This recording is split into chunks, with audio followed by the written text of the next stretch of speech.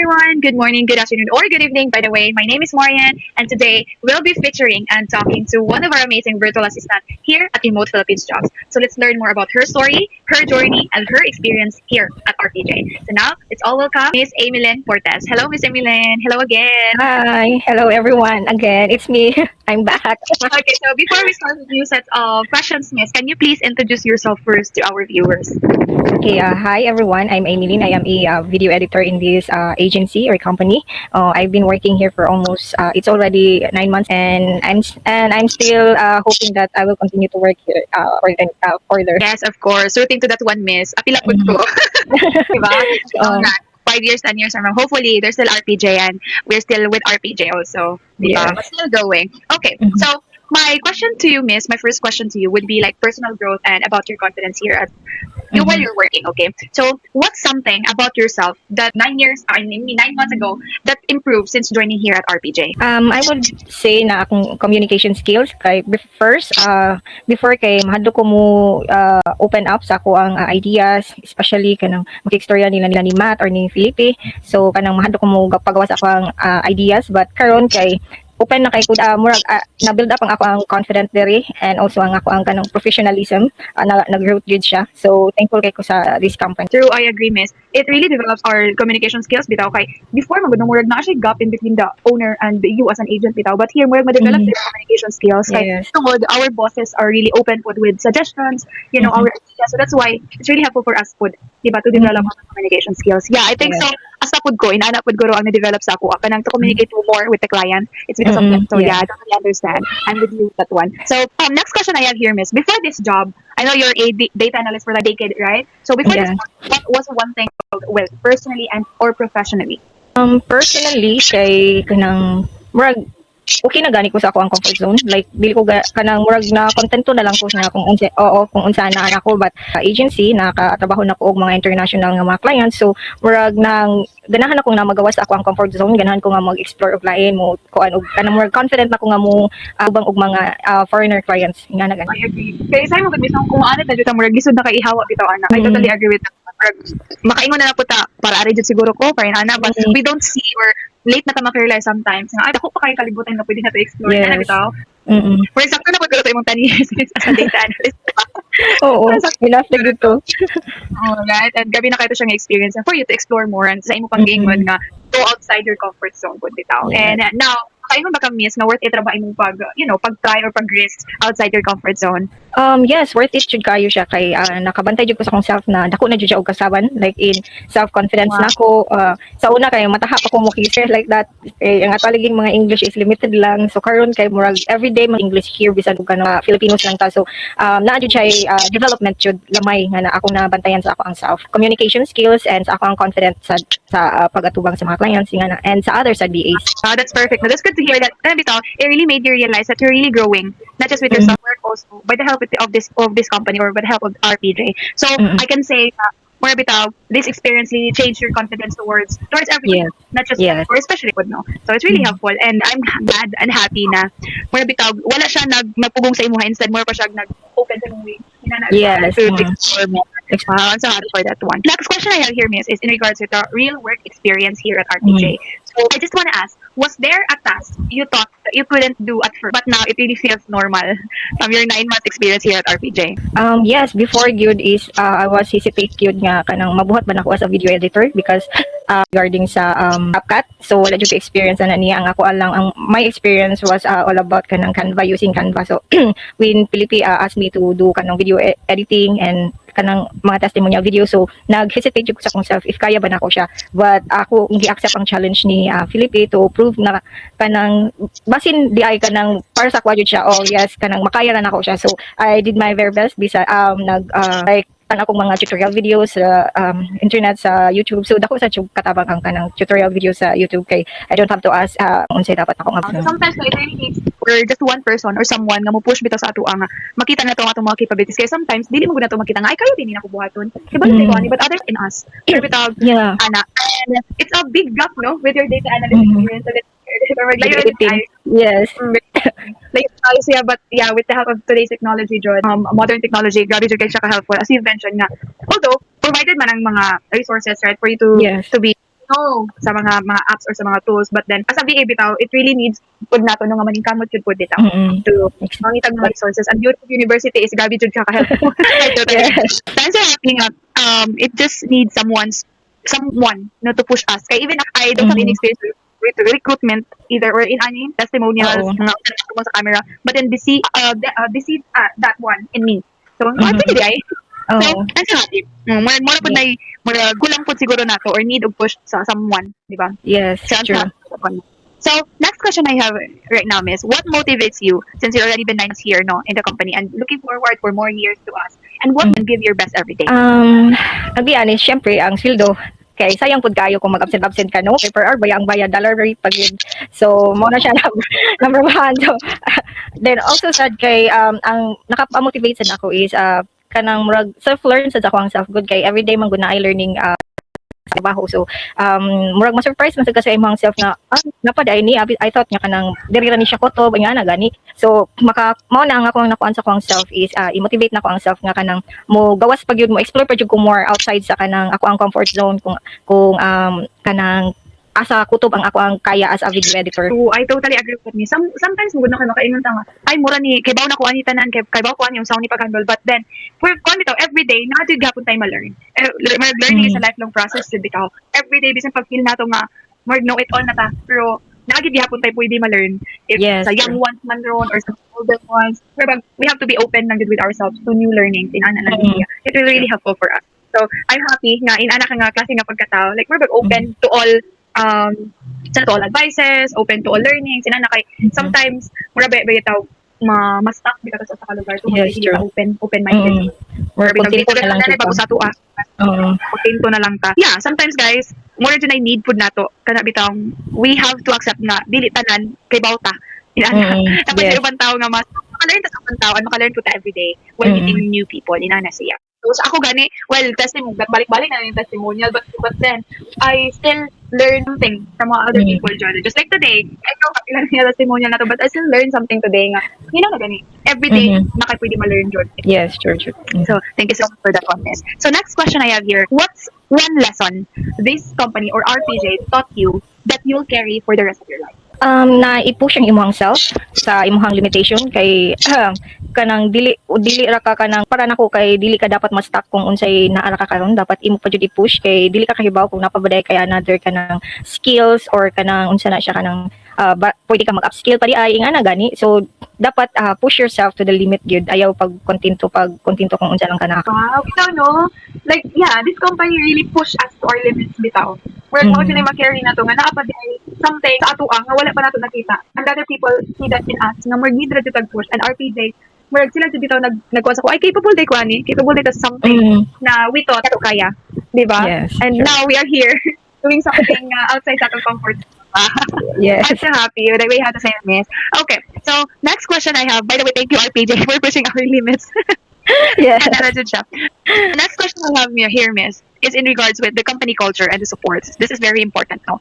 What make RPJ stand out from other work? Ang iyang working environment actually kay very relaxed lang siya, chill. At the same time ang mga people, ang mga co-VAs nato kay very supportive and very respectful pud sila sa tuwa. So kanang dili gay ka makaingon nga para sa uban nga company nga kanang mupagay pagsugod nimo murag dili na ko ganahan nga mo duty kay kanang ang akong mga kauban is mga murag mo drag down sad sa imuha ba kanang i-backstab ka or something ana. But here wala gyud na i-backstabbing ana wala siya. So I totally agree, Miss. I experienced it one na muna, bitaw mo first day pa lang yung like ang mga tao kay sila yung mo feeling mo kay pwede na nakita na feeling no or feeling nila lang sila sometimes. Sinabi ka man where dili ta mapapit. Dili although not all work environment, I mean not all like remote setup. Inani siya kasi na ako yung uban remote setup no nga. Grabe ka toxic in terms of chatting, mga pabibo. RPJ, I don't know, wala ko na-experience na easy to reach out lang, if even the bosses is easy to reach out. And mo kita akong gingon, balik-balik na akong gingon guys, if naaman siguro hilahan, diri patakasot ka nan. If we're recommend, okay, I think Marian is capable for this one, Miss Amy is capable for this one. And imagine guys, mga co-VAs na pudang mo sa mga boss mo na, I think Marian is capable for this one, pwede na ito siya inaniwan, pwede na ito siya kaya itong i-recommend for inaniwan. That's why makaingon ko nga, really, Miss Emeline is, makaingon ko nga, really supportive jud ang work environment area. Or muna makaingon mi nga mo ay mag-stand out jud kay not all workplaces kay na supportive environment. Yes. then nasa kay peace of mind sa diri good. O na pinaka-importante ang mental health pod. Yes, totally agree. So next question I have here, Miss. Have you ever felt appreciated here, like genuinely appreciated here? Can you share that moment of you? Nga naka-feel ka nga, na-appreciate yung kanila taman-taman here. Did you receive that Yeah, katong the help that you improve at? yes, I really feel appreciated every day, but especially katong time nga kanang gitagaan ko og increase and murag na promote gamay. So nga na gani, so happy na kay ka sa lain ba nga company. I mean in corporate ba kay dili ba nga nakadali ang ilang promotion ba kinahanglan daghan pa ba kagian daghan pa kaog ka nang improve sa imong self.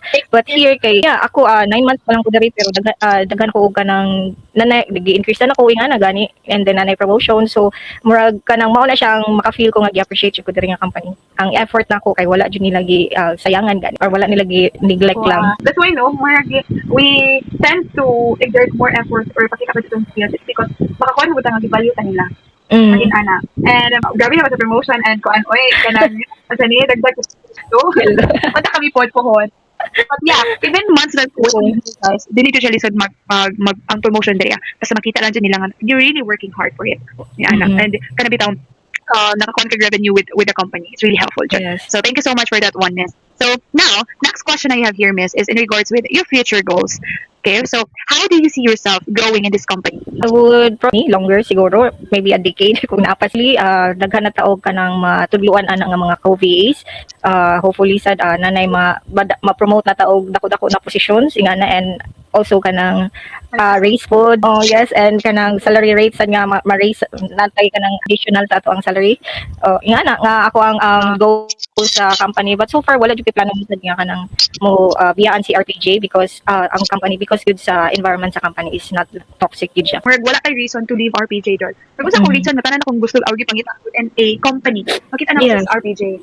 Yeah. Micromanaging, full work environment, amazing bosses, kind bosses. As in, we're Flexible pa gyud. Flexible pa jud, hindi ka kailangan mag-work. Ang daytime guys ha, pwede ka mag-work here daytime or day shift. So, Yeah. ikaw din ang may importansya diri sa company. Ikaw, yatagang ko nilang importansya. So, muraga, me and Miss Emily, wala ni reason to leave RPJ. Ang mga ganang ingon nga, as long as na RPJ guys, ako ni diri. Yeah. Rooting for like 10 years, just like sa iyang previous company. And siguro ako po, hopefully, but nanay race oy, of course. Oo, bitaw. Na mag-raise nga pila rata ka man, so how much more kung mag-years na gyud ba? True, totally agree with that, Miss. So, thank you so much for that one, Miss. More same na lang dito ani no kay same ra jud sa tanan guys kay gusto lang pud namo ng mga VAs or co-Filipinos kay sa ganang diri mga Pinoy man. Just want to like you guys experience what we experience. Or share your blessings oy. Oo. Diba? Okay, next question I have here, Miss, is in regards with the hiring process and, you know, how the company encouraged you as an applicant or as a newbie here at the company. So, the next question I have here, looking back now, are you glad you took the risk and applied? And why? I was very glad jud nga nag-try ko apply sa RPJ and then si RPJ ra gyud ang kanang nag-reply og balik nga positive ang iyang feedback and then kanang grateful sad ko nga kanang nadawat ko before sa akong birthday ato nga time, so happy ko murag nakana ko birthday gift ni siya nako. So grateful ko ato nga time gyud nga nakasulod ko sa RPJ kay daghan ba gyud ang nag-try nga makasulod diri. Unfortunately ang uban wala lang jud kay siguro lapses sa inhapon nga side, so mao na siya, so happy ko nga nakasulod ko diri and karon until now napaghapon ko kanang nanay dako na og kausaban. True, totally agree with that, Miss. No, sometimes or not dili mo bitaw sometimes a rejection is a redirection man jud siya. And I'm so happy nga makayo na lang gani kung ano karon pamanin ako nakita ng RPJ oy. Ano pwede man sa una pa. Pwede man sa una pa. And feels risky jud guys to apply. And sometimes nakakuha na pud sa ato ng mga applicants is pangunahan nato ang kung sa atong gi-applyan. Kana bitaw may di siguro ni tinuod, scam siguro ni, siguro pag kita nakasud, wala pag kita nakon. So munang gamay lang gani na task, mo surrender na dayon ta. Minaana ang kanang mga problem sa uban. Kay dili kay mo lantod. It's because napangunahan bitaw ang certain task or a certain job. And eventually ako na inaana mo pag first, maka-question man jud ka nga, ay basin scam ni. But eventually katong nakasud na ay tinuod siya. Ito na ko na ningkamot. Ningkamot ako. Ay maximum man nila. So risky siya guys. It's really remotely ra jud. It's really risky. But inana ako advice, ayaw pa muna hiyang imong apply as long as wala pangayo sa imong nga kwarta, just go. Okay? Yes. And RPJ will really like if you're really looking for something na kana bitang where to start, please consider RPJ dyan. Yes. So True. thank you so much for that one, Miss. Okay, next question I have here, Miss. what advice would you give to applicants or what advice would you give applicants to stand out during hiring? And what's one thing applicant should stop overthinking? So, ang akong ma-advise sa mga applicants kung ganan sila mag-apply sa RPJ, first, be open-minded. Ayaw pangunanahi ang company or agency. So, kanang dili mo kahibaw if unsa ang naa sa company or unsa maka-contribute sa company sa imuha kung dili niya tagaan og chance. So, murag give and take lang pud siya gani. So, take the risk and then kung sa interview, be honest kung unsay imuhang background, kahibaw ba ka ani, naka-experience or wala. Sulti tanan bahala og wala kay experience kay this company mo dawat man sila og no experience. Dili sila mo judge sa tao or nakay kulang sa imuhang party kay we provide everything here man. So, yeah, just be honest to yourself and answer the interview. Mao na siya ko ang take the risk lang gyud. Thank you so much. Thank you so much for that one, Miss Emeline. So take what Miss Emeline advice, guys. Kay maglang to jud mo diri akong inyo tong kanang sunto ng advice Yes. ni Miss Emeline. Kaya do your best lang. And ayaw pang unahi. Do your best. Like ning send na mag-application, ipadayon na ayaw na pagdagdag kuan. Ipadayon na lang jud na. Yes. So, ano lang.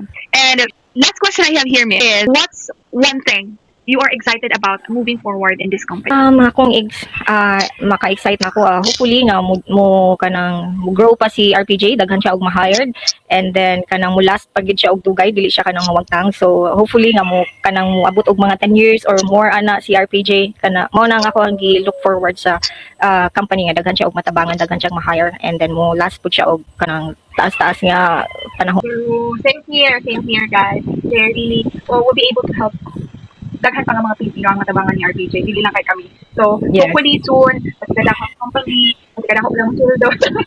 Looking forward to that one nga RPJ will be able to help a lot of Filipinos to Yes. earn more. Ano ba na to sa balay, guys? O hindi rin na para magsige pag travel, magsige pag commute. Yeah, we are really looking forward to that one. Hopefully, RPJ will still be here 5 years, 10 years from now, 7 more years for RPJ Rod para makadaghang Yes. matabangan na mga tao. So, basically, that's it, Miss. I think taas-taas na dito chika without minding lang no, awat na 7 minutes na dito chika. That's na siya. Alright, that wraps up for today's conversation. And thank you so much for sharing your experience. It really means Yes. a lot. And I know a lot of people will be able to relate to this, especially those people that don't have any experience, who wants to transition, even though long-term, just like Miss Emeline, who's been with other company for 10 years, but took the risk to transition here at RPJ. So if you're watching this, guys, and you're curious about remote work or becoming a VA, I hope Miss Emeline's story gives you like a real and honest glimpse of what it's like behind the scenes. And if you feel also, guys, that this is something for you or you want to explore RPJ, don't hesitate to reach out or drop a comment and visit our website. And basically, that's it. Don't forget to LSSE, like, share, subscribe, and comment to our videos. And once again, thank you so much for watching. Thank you so much, Miss Emeline, for your time. And we will see you on the next one. Bye for now.